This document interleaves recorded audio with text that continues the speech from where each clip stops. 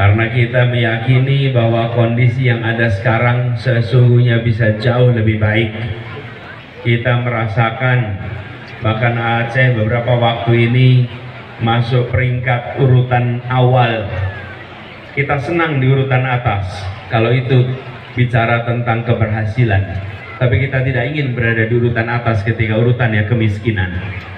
Betul tidak?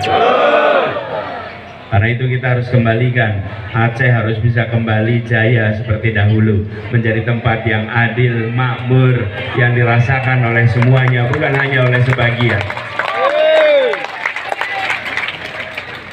Sekitar 2 bulan lalu kita di Lok Sumawe, kami menyampaikan pesan yang sama, bahwa ada PR besar yang harus diselesaikan di Aceh. PR-nya apa?